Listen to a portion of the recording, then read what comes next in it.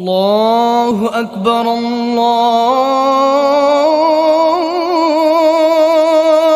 الله أكبر الله أكبر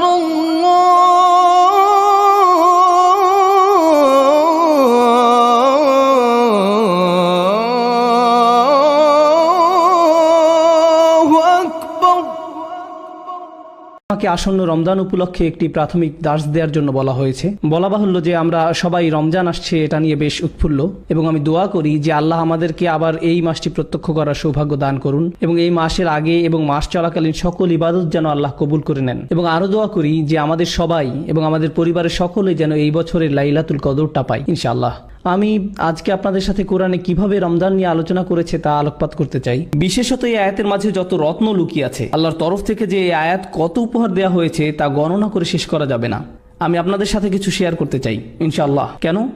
কারণ আমি আপনাদের সবাইকে উৎসাহিত করতে চাই যেন এই রমজান হয় কোরআনের মাস, দুয়ার মাস, আর আপনারা যেন দুইটিকে একসাথে করতে পারেন ইনশাআল্লাহ। আমরা আলোচনা করব কিভাবে আমরা এই দুইটি একসাথে করব। যতবার আপনার সামনে হালাল উপার্জনের পথ আসে অথবা আরো অর্থ উপার্জনের উপায় আসে, সেটা হয়তো ঠিক হালাল নয়, তখন আপনি নিজেকে মনে করিয়ে দেন ওয়ালি তুকাব্বিরুল্লাহ, আল্লাহ এই অর্থ থেকে অনেক বড়, তাই আমি এটা করব না। প্রতিবার আপনি যখন ঘুমে থাকেন আর ফজরের আজান দেয়, শয়তান আপনাকে চেপে শুয়ে রাখতে চায়, শয়তান আপনাকে বলবে আরো 5 মিনিট, তখন আপনি নিজেকে বোঝান 5 মিনিট, আমি এখন প্রথম রাকাত ধরতে পারবো না, কোনো ব্যাপারই না, যখন ইচ্ছা তখনই ঘুম থেকে উঠে যাওয়া আমার জন্য কোনো ব্যাপারই না।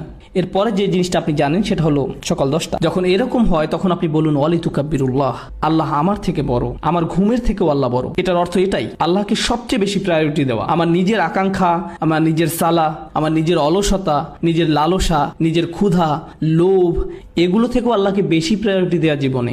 এটাই হচ্ছে রমজানের ট্রেনিং।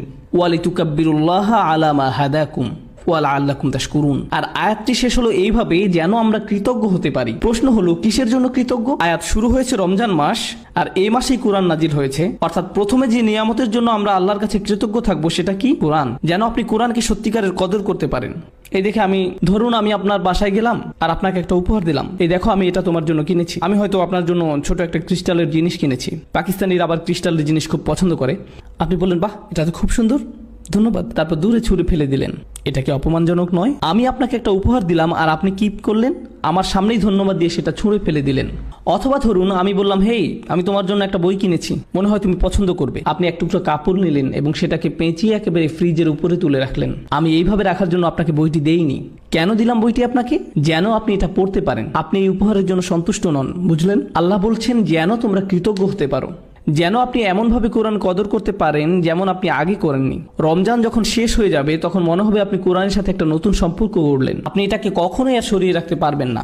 সব সময় মনে হবে এর থেকে আরো কিছু জানতে হবে। আল্লাহ আমাদেরকে তার সাথে যোগাযোগের একটা সরাসরি লিঙ্ক দিয়েছেন। অন্য কোনো ধর্মে সেটা নেই, অন্য কোনো ধর্মে নেই। সালাতে আমরা যেটা অনুভব করি সেটা হচ্ছে আল্লাহর সাথে সরাসরি যোগাযোগ। আক্ষরিক অর্থেও সালাতের অর্থ হচ্ছে যোগাযোগ, আক্ষরিক ভাবেও এটা যোগাযোগই বোঝায়। আর আল্লাহর যে কালাম আমরা সালাতে পড়ি তা দিয়ে হয় আমাদের সেই যোগাযোগ। এটা হচ্ছে আসমান থেকে জমিনে আল্লাহর প্রসারিত একটি দড়ি। আপনি সব সময় চাইবেন আরো বেশি পড়তে। কোরআনের সাথে আপনার যোগাযোগ যত বেশি হবে, আল্লাহর সাথে আপনার যোগাযোগ তত ভালো হবে। কোরআনের সাথে আপনার যোগাযোগ যত কম হবে, আল্লাহর থেকে আপনি তত দূরে সরবেন। এটা একটা প্রতিষ্ঠিত সত্য। আমাদের পুরো জীবনের একটা লক্ষ্য থাকতে হবে যে আমরা যেন এই বইয়ের আরো কাছে যেতে পারি। আর কেউ কখনোই বলতে পারে না যে তার কোরআনের কাছাকাছি, কেউ না। এটা এমন একটি সমুদ্র যা শেষ হবার নয়। আমি বলতে পারবো না আলহামদুলিল্লাহ এই লেকচার আপনাদের জন্য, আমার জন্য নয়। আসলে আগে আমার নিজের জন্যই, তারপরে আপনাদের জন্য বলছি আমি। কারণ আপনি যত গভীরে যাবেন যে আমি তো কিছুই জানি না, আমার আরো দরকার, আরো। এখন আসছে দুয়ার আয়াতটি, সুবহানাল্লাহ। এর প্রত্যেকটি শব্দ প্রথমে শুরু করি ইদা দিয়ে। ওয়া ইদা সাআলাকা ইবাদি আন্নি, অর্থাৎ ইদা দিয়ে শুরু হয়েছে। ইদা অনুবাদ করা হয় যখন। আরবি এবং ইংলিশ দুইটাতেই একটা পার্থক্য আছে, যখন এবং যদির মাঝে। আমি চাই যে আপনারা যখন এবং যদির পার্থক্যটা বুঝুন। যদি এর আরবি হচ্ছে ইন। আল্লাহ বলেননি যে যদি আমার বান্দা আপনাকে জিজ্ঞেস করে আমার ব্যাপারে, বরং বলেছেন যখন জিজ্ঞেস করে। ধরুন একজন মায়ের কথা যার ছেলে আর্মিতে গেছে এবং সে যুদ্ধও গেছে, অনেক দিন মায়ের সাথে কোনো যোগাযোগ নেই, কোনো কল বা ইমেইল কিছুই না। মায়ের তো অবশ্যই ছেলের কথা মনে পড়বেই। মা কি বলবে? যখন আমার ছেলে আসবে তখন আমি খুশি হব? নাকি বলবে যদি আমার ছেলে আসে আমি খুশি হব? সে বলবে যখন আমার ছেলে আসবে তখন আমি খুশি হব। বলেন যখন। আপনি তখন যদি বলেন না, বলবে না যে যদি ছেলে আসে তাহলে আমি খুশি হব। কারণ সে যদি বলে যে যদি আমার ছেলে আসে তাহলে আমি খুশি হব, এর অর্থ সে এটা মেনেই নিয়েছে যে তার ছেলে মরে যাবে। কিন্তু যদি বলে যখন, তার মানে সে আশা করছে যে সে ফেরত আসবে। যখন আপনি কাউকে হারিয়ে ফেলেন, আর আপনি চান যে তারা ফিরে আসুক, আপনার অন্তর এটা মেনেই নিতে পারবে না যে সে আসবে না। আপনি তখন যদি বলেন না, বলেন যখন। আল্লাহ বলছেন যখন আমার দাস তোমাকে জিজ্ঞেস করবে। উনি বলেননি যদি আমার দাস তোমাকে জিজ্ঞেস করে। কেন? কারণ আল্লাহ আশা করছেন যে আমরা এই ব্যাপারে জিজ্ঞেস করব। উনি অপেক্ষা করছেন আমাদের ডাকের জন্য। এটা অনেকটা এমন যে আল্লাহ অপেক্ষা করছেন কখন আমরা চাইবো। সুবহানাল্লাহ। যখন, এই একটি শব্দের মাঝে আছে বিশ্বাস, আশা, ভালোবাসা, সবকিছু। আল্লাহ যদি এমন ভাবে বলতেন যে আল্লাহ মানুষকে পরোয়াই করেন না, তারা চাক বা না চাক তাতে তার কি। এবার আসি সাআলা শব্দটি নিয়ে। এটা অতীতকাল। ইদা ইয়াসআলুও বলা যেতে পারে, যেটা দিয়ে বর্তমান কাল বোঝায়। ইদা অতীতকাল এবং বর্তমান কাল এই দুই ক্রিয়ার সাথেই ব্যবহার হয়। যখন বর্তমান কালের সাথে ব্যবহার হয় তার মানে বারবার বোঝায়। মানে যদি বোঝানো হতো আমার দাস যখন আমার সম্পর্কে বারবার জিজ্ঞেস করে, তখন হতো ইদা ইয়াসআলুকা। আয়াতে বলা হয়েছে ইদা সাআলাকা। এটা অতীতকালের ক্রিয়া। শুধু কোনো কিছু একবার হয়েছে সেটাই বোঝায়। এর মানে আল্লাহ বোঝাচ্ছেন আমি আমার দাসের জন্য অপেক্ষা করছি, সে যদি একবারও আমার কাছে চায়। আমি অনেকবারের জন্য না, তার একবার ডাকের জন্যই অপেক্ষা করছি। এরপর বলছেন সাআলাকা, তারা আপনাকে, রাসূল সাল্লাল্লাহু আলাইহি সাল্লামকে জিজ্ঞেস করবে।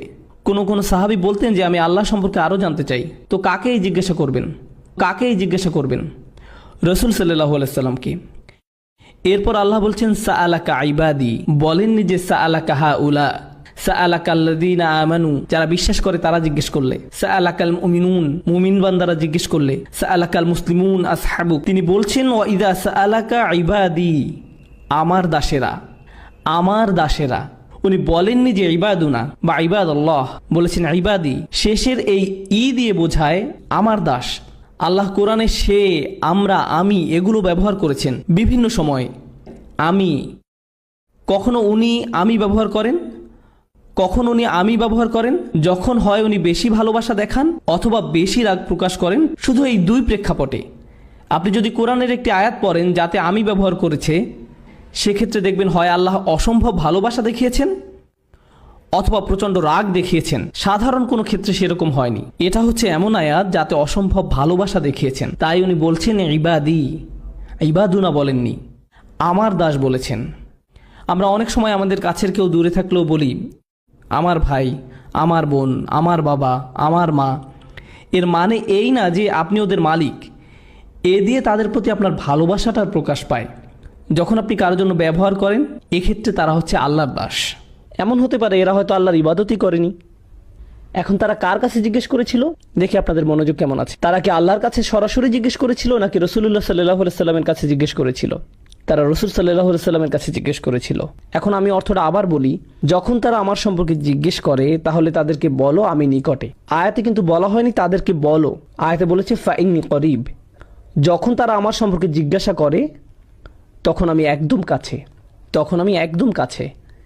কোন জিনিসটা বলা হয়নি? তাদেরকে বলো ফাকুল্লাহুম ইন্নী করিব। কিন্তু এখানে কোনো ফাকুল্লাহুম নেই। কেন? লোকজন রাসূলুল্লাহ সাল্লাল্লাহু আলাইহি সাল্লামের কাছে জিজ্ঞেস করতে এসেছিল। হয় না আমাদের সময় লোকজন আলেমদের কাছে গিয়ে জিজ্ঞেস করে আল্লাহ কি আমার দোয়া শুনবে? আমার অনেক ভুল হয়, আমার অনেক নামাজ বাদ গেছে, আল্লাহ কি তারপরও আমার দোয়া শুনবে? আল্লাহ কি আমাকে জাহান্নামে নিক্ষেপ করবে? এগুলো মানুষ আলেমদেরকে জিজ্ঞেস করে। আর এই ক্ষেত্রে সাহাবীরা রাসূলুল্লাহ সাল্লাল্লাহু আলাইহি সাল্লামকে জিজ্ঞেস করেছিলেন। আল্লাহ নিজেই সরাসরি উত্তর দিলেন। উনি রাসূলুল্লাহ সাল্লাল্লাহু আলাইহি সাল্লামকে দিয়ে নয়, বরং উনি আপনার সাথে, আমার সাথে সরাসরি কথা বলা শুরু করলেন। আমি এত কাছে যে আমি তোমার সাথে কথা বলছি। আমি এমনকি রাসূল সাল্লাল্লাহু আলাইহি সাল্লামকেও বলছি না যে তোমার সাথে কথা বলতে, আমি সরাসরি তোমার সাথে কথা বলবো। এখানেই কোরআনের সৌন্দর্য। লোকজন রাসূলুল্লাহ সাল্লাল্লাহু আলাইহি সাল্লামের কাছে জিজ্ঞাসা করতে আসলো, আর আল্লাহ বলেননি যে আপনি ওদেরকে গিয়ে বলুন, বরং উনি ঠিক করলেন যে উনি নিজেই বলবেন আমি খুব কাছে। তুমি আমাকে বিশ্বাস করো না কেন? আমি বললাম তুমি বিশ্বাস করো না? বললাম ইন্নি শব্দটার কারণে। ইন্নি মানে বাংলায় অবশ্যই, কোনো কিছু নিঃসন্দেহে বোঝাতে ইন্নি শব্দ ব্যবহার হয়। তাই কেউ যদি কোনো ব্যাপারে সন্দেহ পোষণ করে তখন ইন্না ব্যবহার করা হয়। এখানে আল্লাহ বলছেন কখনোই আমি কাছে নেই, এই সন্দেহও করো না। কেন তুমি সন্দেহ করছো যে আমি কাছে নেই? কেন তুমি ভাবছো যে আমি তোমার থেকে দূরে সরে যাব? তুমি আমার থেকে দূরে সরে গেছো, আমি না, তুমি সরেছো। তুমি আমার অবাধ্য হয়েছো, তুমি আমাকে ভালোবাসা বন্ধ করেছো। আমি কখনো তোমাকে ভালোবাসা বন্ধ করিনি। তুমি দূরে সরেছো, আমি সব সময় কাছে ছিলাম। আবার করিব শব্দটাও, করিব হচ্ছে ইসমে সিফা, যার অর্থ আমি সব সময় আছি। পুরো বাক্যটা দ্বারা অবশ্যই আমি সব সময় আছি, কাছেই। আমার দাস এটা জানুক। আরেকটা ব্যাপার হচ্ছে আর কতগুলো নাম আছে? অন্তত 99টা। কত সুন্দর সুন্দর নাম আল্লাহর। তাই যখন মানুষ জিজ্ঞেস করলো আল্লাহ সম্পর্কে, তখন তাদেরকে আল্লাহর কোন নামটা বলা সবচেয়ে বেশি জরুরি? ওনার কোন গুণটা? যে উনি একদম কাছেই। কেন? কারণ যখন উনি কাছে আছেন আমাদের জন্য ওনার সাথে কথা বলা সহজ হয়। কেউ যখন দূরে থাকে তখন আমরা তার সাথে কথা বলি না, আর কেউ যখন কাছে থাকে আপনি তার সাথে কথা বলতে পারেন। যখন কেউ কাছে থাকে আপনি তাকে সম্মান করেন। বোঝা গেল? আচ্ছা, এখানের কয়জন বাচ্চা স্কুলে আছে? আচ্ছা যাই হোক, যদি আপনি স্কুলে থাকেন আর টিচার ক্লাসরুমের বাইরে দিয়ে হেঁটে যায়, তখন কি আপনার আচরণে কোনো পরিবর্তন আসে নাকি আসে না? মিথ্যা বলবেন না, আপনি এখন মসজিদে আছেন, বাইরে গিয়ে মিথ্যা বলুন। না না, আমি জাস্ট মজা করলাম। যখন টিচার আপনার কাছে থাকে আপনার ব্যবহার একরকম। ধরুন আপনি একটা পরীক্ষা দিচ্ছেন, টিচার হেঁটে বেড়াচ্ছে, আপনি কি আপনার পরীক্ষার খাতা একটু ঢেকে ফেলেন না? এমনকি ছায়া দেখলেও কেঁপে ওঠেন। বিশেষত উনি যদি আপনার টেবিলে হাত রাখে আর আপনার খাতার দিকে তাকিয়ে একটু মালাকুল মাউত। আমি আমার স্টুডেন্টদের সাথে এরকম করি, কারণ আমি তাদেরকে মানসিকভাবে টর্চার করতে পছন্দ করি। এটাই টিচিংয়ের সবচেয়ে বড় মজা। আপনি তাদেরকে নিয়ে খেলতে পারেন। আল্লাহ বলছেন, যদি আমার দাস আমার সম্পর্কে জানতে চায় তাহলে বলুন আমি একদমই কাছে আছি। কেউ যখন কাছে থাকে, আপনি যখন আশেপাশে পুলিশ অফিসার দেখেন আপনি অন্যরকম আচরণ করেন। আপনি যখন দেখেন আপনার বস পাশে আছে, যখন জানেন টিচার কাছে আছে, আপনি ভিন্ন আচরণ করেন। যখন আপনি দেখেন আপনার মা পাশে আছে, বন্ধুদের সাথে ভিন্নভাবে কথা বলেন। যখন সে অন্য রুমে যায় তখন হয়তো আপনি আপনার বন্ধুর মুখে ঘুষি মেরে দেন। এই ধরনের কিছু করেন। যখন আপনি অনুধাবন করবেন যে আল্লাহ নিকটে, তখন আপনি সব সময়ের জন্য একদম ভিন্ন মানুষ হয়ে যাবেন, কারণ উনি সব সময় কাছে। এখন উনি যদি সবচেয়ে কাছেই হন, এরপর উনি কি বলছেন? উজিবু। উজিবু আরবিতে আজাবা মানে উত্তর দেওয়া। এছাড়াও আরেকটা শব্দ আছে ইস্তেজাবা। কোরআনের অন্য এক জায়গায় আল্লাহ বলছেন ফাস্তাজাবা লাহুম রব্বুহুম। তিনি আজাবা লাহুম বলেননি, তিনি বলেছেন ফাস্তাজাবা লাহুম। তাদের প্রভু তাদের ডাকে সাড়া দেন। দেখা যাচ্ছে দুইটা শব্দ আছে আরবিতে, আজাবা আর ইস্তেজাবা। আজাবা আর ইস্তেজাবা। আজাবা দিয়ে বোঝায় যেটা সাথে সাথে হবে। যখন আপনি কোনো দেরি করা ছাড়াই কাউকে জবাব দেন সেটাকে বলা হয় ইজাবা। আর যখন আপনি সময় নিয়ে জবাব দেন সেটাকে বলা হয় ইস্তেজাবা। আল্লাহ বলছেন উজিবু, এর মানে উনি কিভাবে দোয়ার উত্তর দেন? সাথে সাথে, কারণ উনি সব সময় কাছে। কেউ কেউ দোয়া করে আর বলে কখন আল্লাহ জবাব দিবেন, কখন আল্লাহ সাহায্য আসবে, আমি অসুস্থ, কখন আল্লাহ আমাকে সুস্থ করবেন, আমি চাকরি পাচ্ছি না, কখন আল্লাহ চাকরি দিবেন, আমার বিয়ে হচ্ছে না, কখন আল্লাহ আমার বিয়ে দিবেন, আমার মা একের পর এক বিয়ের প্রস্তাব নাকচ করছেন, কখন আল্লাহ তার অন্তরটা পরিবর্তন করবেন, এর নাক লম্বা, তার চোখ বেশি ছড়ানো, এ জানে না কিভাবে ঠিকমতো চা বানাতে হয়, এসব করে আমার বিয়ে হচ্ছে না, আমার মা সব নষ্ট করে দিচ্ছে, ইয়া আল্লাহ কেন আমার মা এরকম। আর আল্লাহ কি বলছেন? তিনি কখন সেটার জবাব দিবেন? সাথে সাথে। ও আরেকটা কথা, এগুলো সব রমজানের আয়াত, তাই না? তাই আপনি যদি সত্যি সত্যি চান আল্লাহ সাথে সাথে আপনার দুয়ার জবাব দিবেন রমজানে, আর আপনি যদি চান যে আল্লাহ আপনার কাছে আসবেন, তাহলে আগে নিজে আল্লাহর কাছাকাছি হন, বেশি বেশি কোরআন পড়ুন আর তারপর দোয়া করুন। কোরআন পড়ুন আর দোয়া করুন। রমজানে আপনার এরকমটাই করা উচিত। যখন আপনি বেশি বেশি দোয়া করা শুরু করবেন, তখন রমজান মাসটা উপভোগ করা শুরু করবেন। রমজানের আনন্দটাই হচ্ছে দোয়ার মাঝে। অর্থাৎ উনি বলছেন উজিবু, আমি জবাব। তারপর উনি বলছেন দাওয়াতা দাঈ। কি শক্তিশালী শব্দ চয়ন। পূর্বে বলেছিলাম কোরআন মজিদে আমি কখন ব্যবহার করা হয়, মনে আছে? অনেক বেশি ভালোবাসা এবং অনেক বেশি রাগ প্রকাশ করার সময়। এখানে কোনটা? অনেক বেশি ভালোবাসা। এখন কার দেওয়ার জবাব দেওয়া হয়? আপনি ভাবতে পারেন যে অনেক বেশি দোয়া করে তার। আমি বছরে একবার দুইবার দোয়া করি। যখন আপনার পরীক্ষা থাকে তখন দোয়া করেন ইয়া আল্লাহ আমার পরীক্ষা, আমিন। এখন কার দোয়ার জবাব দেওয়া হয়? অথবা গাড়ি চালানোর সময় লাল বাতি অতিক্রম করে গেলেন আর বিশাল জরিমানা দিতে যাচ্ছেন, তখন দোয়া করেন এই বলে ইয়া আল্লাহ ক্যামেরা এবং লাইসেন্স প্লেটের মাঝে কভার সৃষ্টি করে দাও, আমি যেন অথরিটি থেকে কোনো মেসেজ না পাই, ইয়া আল্লাহ। তখন আপনার আল্লাহকে স্মরণ হয়। কেউ যদি অনেকবার দোয়া করে তাহলে দোয়া শব্দটি ব্যবহার হয়, কিন্তু কেউ যদি শুধু একবার দোয়া করে সেটা প্রকাশ করতে ব্যবহার করা হয় দাওয়াতুন। দাওয়াত শব্দটি শেষে তা মারবুতা নির্দেশ করে যে এটা একমাত্র একবার ঘটে। যেমন দরাবায়ের অর্থ হলো প্রহার করা, কিন্তু দরাবাত মানে একবার প্রহার করা। আকালা মানে খাবার, কিন্তু আকালা অর্থ একবারের খাবার। তা মারবুতা এটাকে একবারের জন্য বানিয়ে দেয়। আল্লাহ বলছেন দাওয়াত দাঈ, প্রার্থনাকারীর একবারের প্রার্থনাতেও আমি সাড়া। লোকটি মাত্র একবারই দোয়া করলো। আল্লাহ বললেন না যে সারা বছর কোথায় ছিলে, তুমি জীবনে কখনো সালাত করনি, মাত্র একবার দোয়া করলে। ফাইন করিব, ভুলে যাও যে তোমার ডাকে সাড়া দিব। আপনি যদি কোনো অফিসের কর্মচারী হন আর বছরে মাত্র একবার অফিসের নিজের চেহারা দেখালেন, আপনার চাকরি থাকবে না। বলবে কে আপনি? আমি এখানে চাকরি করি। কখন? আমি গত বছর চাকরি পেয়েছি। বস কি বলবে? হ্যাঁ শিওর, হ্যাঁ এক্ষুনি আপনি শুরু করতে পারেন, আপনার জন্য একটা প্রমোশনের ব্যবস্থা করে দিই। না, এটা হবে না। দাওয়াত শব্দের মাধ্যমে আল্লাহ বলছেন যে জীবনে একবার দোয়া করা ব্যক্তির জন্যও তিনি সাড়া দিবেন। নিজেকে এটা বলে বোঝাবেন না যে আমার তো দাড়ি নেই, নিজেকে এটা বলে বোঝাবেন না যে আমার তো দাড়ি নেই, আল্লাহ আমার ডাকে সাড়া দিবেন না। কেবল গোফ রয়েছে, আল্লাহ আমার দোয়া কবুল করবেন না। রমজানে মুভি দেখতে পারবো না, তাই আগে থেকে 3টা মুভি দেখে ফেলেছি, এখন আমি দোয়া করব। আল্লাহ তারপরও সাড়া দিবেন আপনার ডাকে। এটা শুনে আবার কেউ মুভি দেখতে যাবেন না। কখনো মনে করবেন না যে আল্লাহ আপনার দোয়ায় সাড়া দিবেন না। এবার আপনি বলতে পারেন, আচ্ছা লোকটি একটি দোয়াই করেছে, কিন্তু হতে পারে যে সে একজন খুব ভালো মানুষ, হতে পারে যে সে একজন সালেহ, একজন মুমিন হতে পারে, তার অনেক তাকওয়া আছে, কিংবা তার ইলম বেশি। এও হতে পারে যে সে তওবা করেছে। উজিবুদ্দাওয়াত আদ-দাঈ, আমি তার আহ্বানে সাড়া দেই যে তওবা করে। আল্লাহ তা বলেননি, তিনি বলেছেন আমি সেই মানুষটিকে সাড়া দেই, দাওয়া তার একটি দোয়াতেই সাড়া দেই। আর দা, যে ডেকেছে। এই মানুষটির উদাহরণ কিরূপ? সে কি করেছে? সে ডেকেছে। অন্য কথায় আল্লাহ কি তার কাছ থেকে অন্য কোনো গুণ আশা করেছেন? তিনি কি বলেছেন দাওয়াতুল মুসাল্লি, দাওয়াতুল মুত্তাকি, দাওয়াতুল মুমিন? না, তিনি বলেননি যে আপনার তাকওয়া থাকতে হবে, আপনার ঈমান থাকতে হবে, বলেননি আপনার ইলম থাকতে হবে। এই দোয়ায় বলেননি। কেন? কারণ আল্লাহ এখানে সেই সব মানুষের সাথে কথা বলছেন যারা আল্লাহ থেকে বহু দূরে চলে গেছে, এবং তিনি প্রথমেই তাদের বলছেন যে দেখো আমি কাছেই আছি। এরপর তিনি তাদের বলেন দেখো আমি জানি এই একটি দোয়া ছাড়া তোমাদের কাছে এই মুহূর্তে আর কিছুই নেই। ঠিক আছে, দাও আমাকে এই একটি দোয়াই দাও।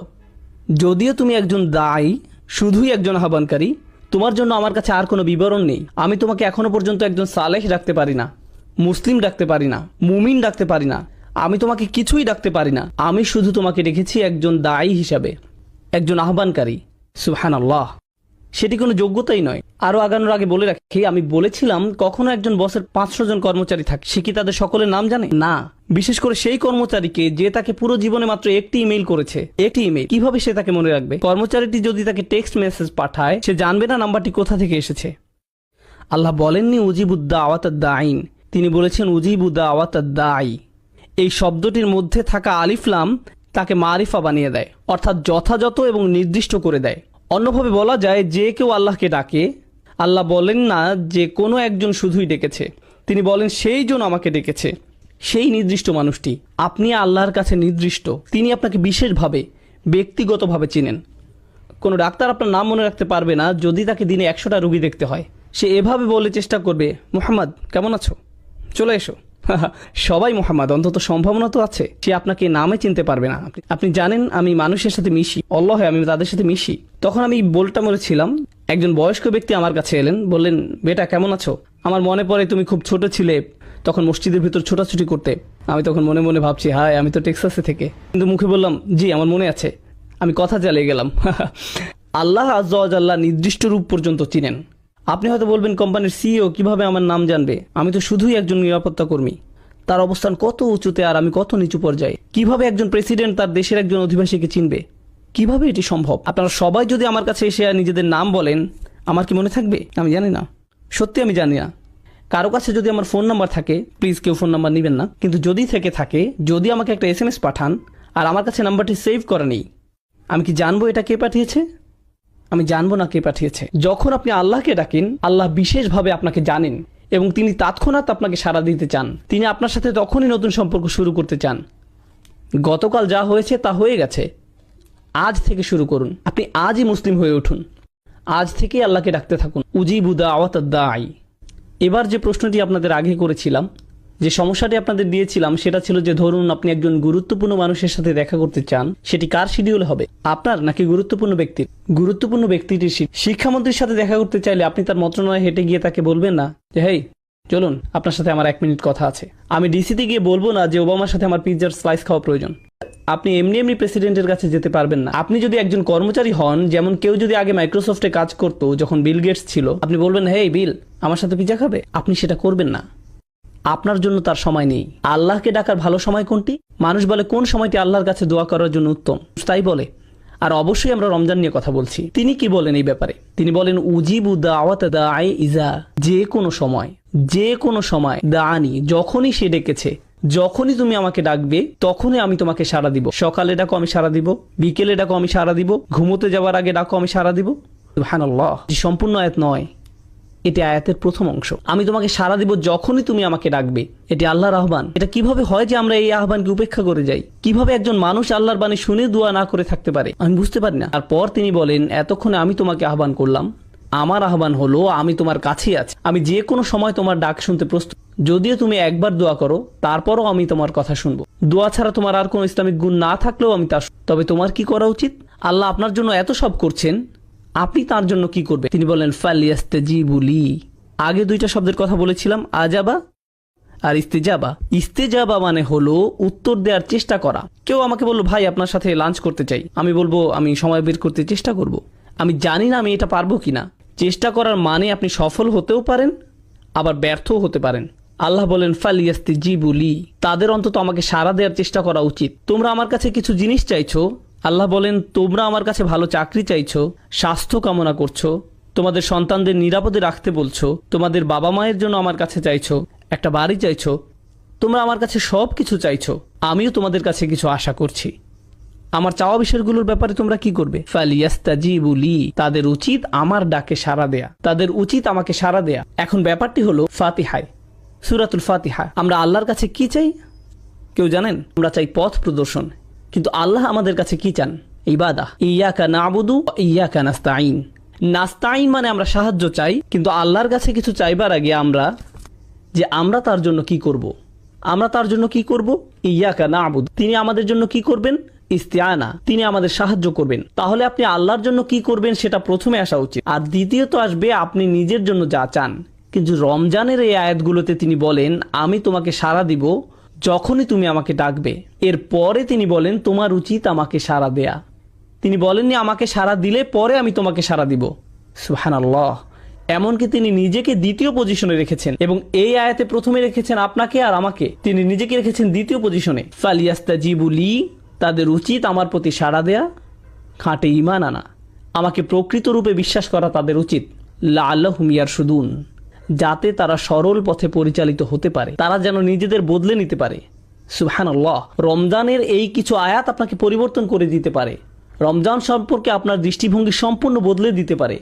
আমরা যদি এই কয়েকটি আয়াতই শুধু অনুধাবন করি, এদের প্রতিফলন ঘটাই, তবে কোরআনের সাথে, দোয়ার সাথে, আল্লাহর সাথে আপনার যে সম্পর্ক তৈরি হবে তা রমজানের পরবর্তীকালীন সময়ের জন্যও সম্পন্ন হয়ে যাবে। এই সকল জিনিস আপনার অন্তরে গেঁথে দিতে হবে। আলোচনার শেষে আমি আপনাদেরকে কিছু বাস্তব পরামর্শ দিতে চাই। এখন আমি কিছু বাস্তব চিত্র তুলে ধরতে চাই, যে জিনিসগুলো আপনাদেরকে খুঁজে বের করতে হবে। রমজান মাস থেকে আমরা আসলে কি পেতে চাই, রমজান মাস থেকে আমরা আসলে যেটা পেতে চাই। রোজা রাখার উদ্দেশ্য হচ্ছে তাকওয়া অর্জন করা, আর রমজান মাসের উদ্দেশ্য হচ্ছে তিনটি। 30 দিনের ট্রেনিং শেষ করা, আল্লাহর মহত্ব ঘোষণা করা, আল্লাহর কৃতজ্ঞতা প্রকাশ করা।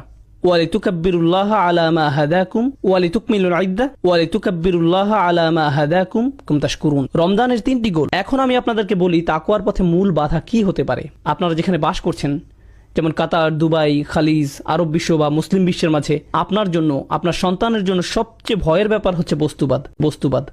এটাই সবচেয়ে বড় ভয়। আপনি আর আপনার সন্তান গাড়ি বলতে অজ্ঞান, ব্র্যান্ডের কাপড়, ব্র্যান্ডের ফোন, ইলেকট্রনিক পণ্য, নতুন মুভি, নতুন নামানো গান, মার্কেটে ঘুরে বেড়ানো, এইসব জিনিস নিয়ে আপনি ডুবে আছেন। আপনার পুরো জীবনের অর্থই এগুলো, আর কিছু নয়। আর এটাই দুঃখজনক, কারণ আল্লাহ সাক্ষী, এই উম্মার তরুণরা হচ্ছে সবচেয়ে সম্ভাবনাময়। যখন এই উম্মার তরুণরা কোরআনকে অন্তরে ধারণ করবে, তারা দুনিয়া পাল্টে দিতে পারবে। সত্যি দুনিয়াটা তখন অসম্ভব সুন্দর একটা জায়গা হবে, যদি শুধু এই উম্মার তরুণরা জাগতে পারে। কিন্তু উম্মার তরুণ প্রজন্ম iPhone 5, Samsung Galaxy, iPad, Facebook নিয়েই বুঁদ হয়ে আছে। এই জিনিসগুলোই খুব ভালো কাজেও ব্যবহার করা যায়, কিন্তু মনে রাখতে হবে এই জিনিসগুলো এক একটা অভিশাপে পরিণত হতে পারে। তলোয়ার শত্রুর দিকে তাক করে রাখলে সেটা ভালো, কিন্তু নিজের দিকে তাক করে রাখা খারাপ। এটা একদম সত্যি। এই জিনিসগুলো খুবই ভালো জিনিস। আমি কতবার ফেসবুক ব্যবহার করেছি জানেন?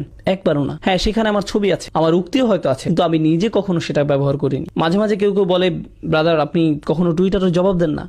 আমি বলি আমি সুন্নাহ পালন করার চেষ্টা করি যাতে মানুষের উপকারে আসে এমন কিছু বলতে, কিন্তু মানুষের সাথে অনলাইনে কথোপকথনে জড়াই না। আমাদের আরো গুরুত্বপূর্ণ কথোপকথন আছে আল্লাহর সাথে।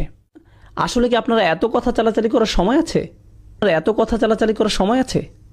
এত সময় কোথা থেকে আসে যে একটা ইউটিউবে ভিডিওর নিচে সব কমেন্ট পড়ে বসে আছেন? কোথায় পান এত সময়? আমি অবাক হয়ে যাই। তাই আমাদের নিজেদেরকে আগে এসব থেকে বের হয়ে আসতে হবে। বিশেষত রমজানের সময় আমাদের যত সম্ভব এসব গ্যাজেট থেকে দূরে থাকতে হবে। আপনার ফোনের গেমস অ্যাপসগুলো মুছে ফেলুন। রমজানের সেগুলো মোবাইল থেকে সরিয়ে ফেলুন। আপনি হয়তো বলবেন ঠিক আছে আমি পরে আবার ডাউনলোড করব, তাও করুন। বোনেরা এখনই ফেসবুক থেকে বের হন। আমি দেখছি না, কিন্তু যাই হোক বের হন ফেসবুক থেকে। আপনাদের ডিভাইস থেকে নিজেকে দূরে রাখুন। এটা আপনাকে করতেই হবে। বস্তুবাদ আমাদেরকে ধ্বংস করে ফেলেছে। আর আমি বলছি যে এর থেকে পরিত্রাণ পাওয়ার সহজ উপায় হলো আল্লাহর কালামটা বোঝা, একদম নিজের মাঝে আল্লাহর কালামকে বোঝা। আপনি যতই নিজের সাথে আল্লাহর কালাম বোঝা শুরু করবেন, আপনি ততই আর বস্তুবাদে আগ্রহী থাকবেন না।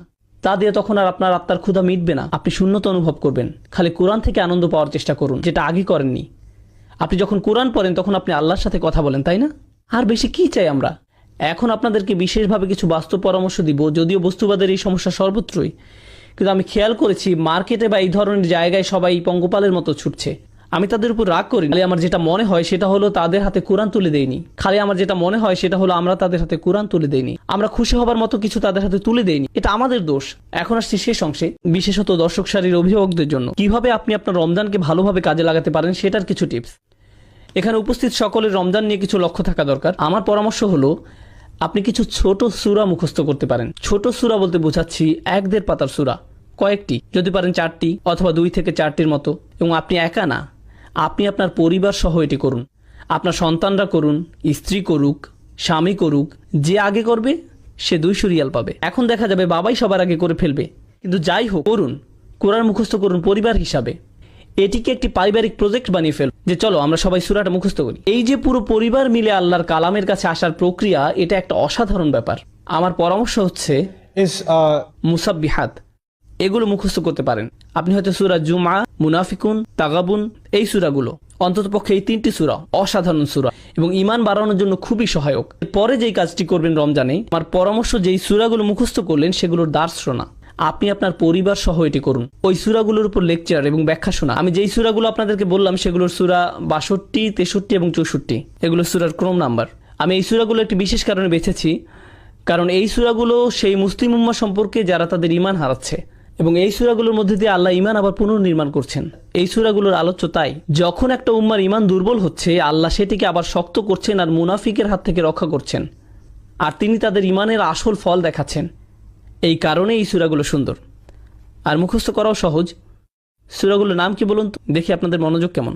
62, 63 আর 64। আমি বলছি না যে রমজানে আপনি আর অন্য কোনো পড়াশোনা করবেন না, যেমন আমি ব্যক্তিগতভাবে আরবি ভাষা শিক্ষার ভক্ত, কিন্তু সেগুলো ঠিক স্পিরিচুয়াল পড়াশোনা বলা যায় না। ওগুলো হচ্ছে উলুমুল আলিয়া, একটা প্রক্রিয়া আরও উচ্চতর জ্ঞান লাভের জন্য। রমজানে আপনি এই ধরনের একাডেমিক পড়াশোনাগুলো দূরে সরিয়ে রাখতে পারেন। সেই জিনিসের উপর আপনার সবচেয়ে বেশি মনোযোগ থাকবে, তাহলে এমন কিছু যা আপনাকে আল্লাহর কাছে নিয়ে যাবে সরাসরি। সাথে সাথে তাফসির স্টাডি করুন। তাই আপনি যদি আরবি ভাষার ছাত্র হয়ে থাকেন, রমজানে আপনি আরবি না পড়ে কোরআন পড়ুন। আচ্ছা, আমি একটি প্রজেক্টে কাজ করছি, যাতে আমি আসলে আমার পুরো সময় লাগিয়ে দিচ্ছি এই মুহূর্তে। আর এই প্রজেক্টের লক্ষ্য হলো শুধু 2টি। আমি বিশ্বাস করি দুনিয়াতে যত মুসলিম আছে, অন্ততপক্ষে যারা ইংলিশ বুঝতে পারে এবং বলতে পারে, তাদের কোরআনের ভাষা শেখার একটা জায়গা থাকা দরকার। শুধু প্রাথমিক লেভেলেই নয়, খুব অ্যাডভান্স লেভেলের। এটা আমার লক্ষ্য এবং বিশ্বাস। এটা আমার বিশ্বাস যে প্রতিটা মুসলিমের কাছে তা পৌঁছাবে। আর দ্বিতীয়ত হচ্ছে, প্রত্যেক মুসলিমের কোরআনের ব্যাখ্যা শোনার একটা সুযোগ থাকা দরকার। আমি কি বললাম? শোনা, পড়া নয়। আমি কি বললাম? শোনা। কেন শোনাটা গুরুত্বপূর্ণ? কারণ আপনি যখন কিছু শোনেন সেটা মনে থাকে বেশি, আর যখন আপনি কিছু পড়েন কি হয়? আপনি ভুলে যান। 10 বছর আগেও আমি যেই লেকচারটা শুনেছিলাম সেটা আমার এখনো মনে আছে, কিন্তু 10 বছর আগে পড়া কোনো আর্টিকেল আমার মনে নেই। এমনকি আজকে সকালে যে আর্টিকেলটি পড়েছি সেটাও আমার মনে নেই, কিন্তু লেকচার আমার মনে আছে। কোরআন যখন লেকচার আকারে দেওয়া হয় তখন কি হয়? আপনার মনে থাকে। আজকে বাড়িতে যাবার পর যখন আপনি রোজার আয়াতগুলো পড়বেন, তখন আমি যা বলেছি তার অনেক কিছুই আপনার মনে পড়বে, কারণ আপনি শুনেছেন। আমি যদি আমার লেকচার একটা প্রিন্ট আউট দিয়ে পড়তে বলি, তাহলে কি হবে? আপনার মনে থাকবে না। যদি আমরা চাই যে উম্মাহ কোরআনের কাছাকাছি আসুক, তাহলে আমাদেরকে কোরআনের ব্যাখ্যাটা তাদেরকে অডিও ভিডিও আকারে মানুষের কাছে পৌঁছাতে হবে, যেন মানুষ শুনতে পারে এবং মনে রাখে। এটা একটা মিশন, এবং এটা অবশ্যই মিশন হবার দাবি রাখে। আলহামদুলিল্লাহ, এই মিশনের প্রথম ধাপটা শেষ হয়ে গেছে। কোরআনের একদম প্রাথমিক তাফসিরের প্রজেক্টটা শুরু করেছিলাম, বলা যায়, যেখানে কোরআনের অনুবাদের সাথে সহজ ভাষায় তার ব্যাখ্যা করা হবে, যাতে পুরো পরিবার একসাথে বসে আল্লাহর কালাম শুনতে পারে এবং কিছু শিখতে পারে। এটার নাম হচ্ছে কভার টু কভার প্রজেক্ট। এটা শেষ হয়েছে আলহামদুলিল্লাহ, এবং অনলাইনে পোস্ট করা হয়েছে। আমি আপনাদেরকে বলেছি সূরা নাম্বার 62, 63 আর 64 মুখস্থ করতে। এরপর আমি যেটা চাই সেটা হচ্ছে আপনারা ওয়েবসাইটে যান এবং এই 3টি সূরার দুরূদ শুনুন। এই সূরাগুলো লেকচারগুলো আছে ওয়েবসাইটে, 2, 3, 4 বার শুনুন। 2, 3, 4 বার শুনুন, যতক্ষণ না এই সূরার বার্তাগুলো আপনার মাথার ভিতরে গেঁথে যাচ্ছে। এরপর যখন আপনি নামাজে দাঁড়াবেন আর ওই সূরাগুলো পড়বেন, আপনি বলা যায় প্রকৃত অর্থে আল্লাহর সাথে যোগাযোগ স্থাপন করবেন। কারণ আপনি আয়াত মুখস্থই শুধু করেননি, আপনি জানেন এর অর্থ কি, নিদের পক্ষে কি অর্থ বোঝাচ্ছে তার কিছুটা হলেও আপনার এবং আপনার পরিবারের মাঝে থাকবে। তাই যখন আপনি বাসায় আছেন, কোনো কারণে হয়তো মসজিদে আসতে পারেননি, আর বাসায় আপনি সালাতে ইমামতি করছেন, আর আপনি তখন ওই সূরাটি তেলাওয়াত করছেন, আপনার পুরো পরিবার বুঝতে পারবে, আপনার পুরো পরিবার খুশুর সহিত নামাজ পড়বে। ওই ওয়েবসাইটের লিঙ্কটা হচ্ছে bayyinah.tv। বানান না পড়লে আমি বলে দিচ্ছি, আপনারা ফোন বের করে লিখে রাখুন। আমি জানি আপনাদের সেলফোন আছে, মজা করবেন না। এটা শেষ হওয়ার পর আমি বিয়ে নিয়ে কথা বলবো। না, আমি বলবো না। ওই লোকটা মাত্র জেগে উঠলো। বিয়ে? সুবহানাল্লাহ। আপনাকে ধরে ফেলে। যাই হোক, ওয়েবসাইটের নাম হলো bayyinah.tv। আপনি সূরা জুমআ, তাগাবুন আর মুনাফিকুন এর দুরুস ওখান থেকে শুনতে পারবেন। আশা করি আপনারা উপকৃত হবেন আল্লাহর ইচ্ছায়। আশা করি আপনারা রমজান বিষয়ক আজকের আলোচনায় উপকৃত হয়েছেন। আমি দোয়া করি যে আল্লাহ আমাদের সবার রমজান কবুল করুক। দোয়া করবেন যেন আমি ঠিকমতো আমার জায়গায় ফিরে যেতে পারি। বারাকাল্লাহু লি ওয়া লাকুম।